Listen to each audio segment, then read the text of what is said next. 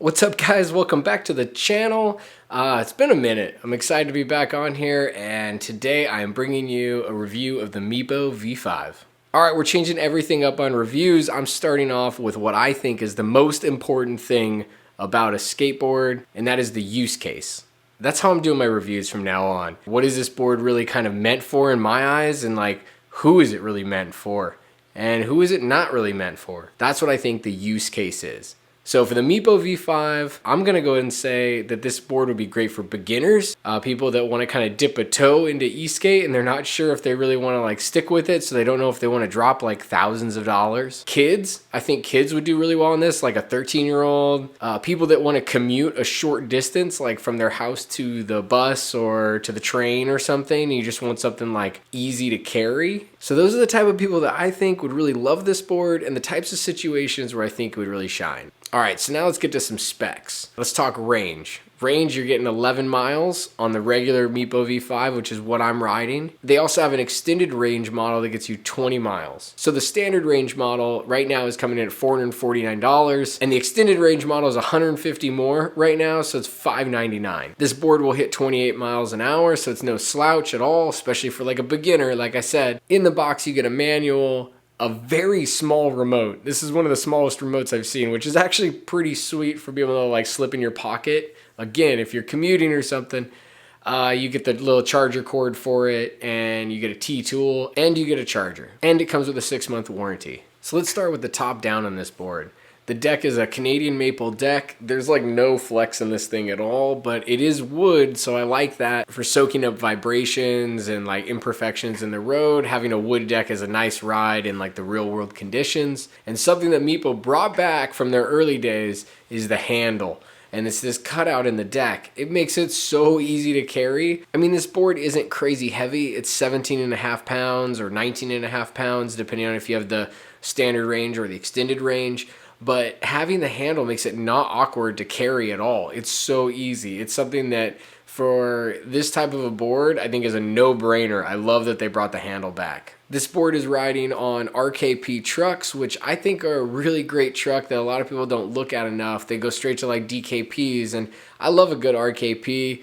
It's an easy, very stable ride, and it's still very, very carvy. It just doesn't have as tight of a turning radius. But because these trucks aren't very wide, it turns in a pretty small circle still, so most people are going to feel like they can get around pretty well on this board. Now the wheels, this is where you start to see things that are a little bit cheaper and why it fits the bill for those types of riders like I talked about in the beginning. It's on hub motors. And what hub motors are a motor inside of the wheel. These are 90mm wheels. And when you put a motor inside there on the rear, that means you have a very thin layer of urethane around it. It makes a very rough ride when you're on rough terrain. Now, if you're on really, really smooth stuff, you don't feel it at all. It's fine. It's just cruising. But when you're on rougher terrain, this thing, you feel it in your teeth. But when you're 15 years old, you're fine. You're good to go. You don't even care. But if you're like a little older, you're going to feel this sucker through your knees and through everything. They do have a solution. You can get 105mm donuts is what they call them. They slip over the outside, and it gives you a bigger surface area and more urethane in between the motor and the ground. But I don't have those on this, so I'm definitely feeling like when you hit a big crack in the road or something, you're feeling that. Sidewalk cracks, you feel those suckers. But if you're only going, you know, a mile and a half, a few miles to the train station, or if you're a beginner and you're just like, hey, I don't ride a ton, I can go pick out my route of where I'm going to ride. Or if you have really good surfaces in front of your house even, you know, this board's going to be great for that kind of stuff. It's still going to feel fine. But as soon as you get to some rough stuff, you're going to be feeling it. A pro about the hub motors, though, is that they're very, very quiet. It's almost silent. So you won't annoy your neighbors. I have boards that are very loud, and this thing is very, very quiet. So it's definitely a pro there. They're 500-watt motors. You get 2 of them, one in each rear wheel, and the acceleration is pretty good. I didn't think it was bad at all, honestly, especially in like the top mode. It's plenty quick. I also really like how it stops. It's like a really nice and smooth brake that comes on. It's not super jerky. It does have a couple cool features, one of which is that when you give it a little nudge on the ground, it will turn on the board, connect the remote. You're just like, you're good to go. You turn on the remote with a button on it, but you just give the board a kick, you hear a beep, and you can get going. You don't have to flip the board over to hit a power button to turn the board on. I like that. On the enclosure, if you tap the power button, it'll show you your power level, which is pretty nice. So you can at least check the level of how much you have remaining.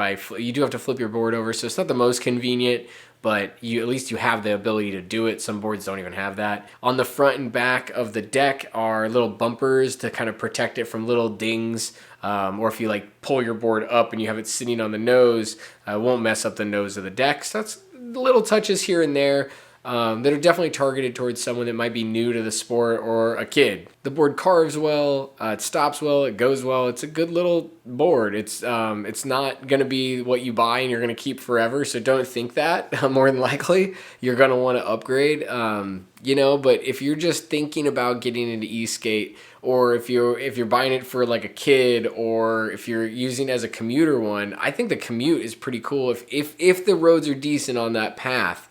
In between, or if you're fine with the short distance of like feeling a bit more vibrations and stuff, having the handle and having a board that's not crazy heavy, this thing would be easy to carry onto like a train. You could throw this thing in the trunk of any Uber, so if you got stuck somewhere, if you want to ride this thing out, for like a night out or something, you want to go down to like the busy area in your town, you don't want to have to park, you could park a little far away, take this thing. I don't know, man. I definitely see it serving some kind of cool purposes. So that's the MEEPO V5.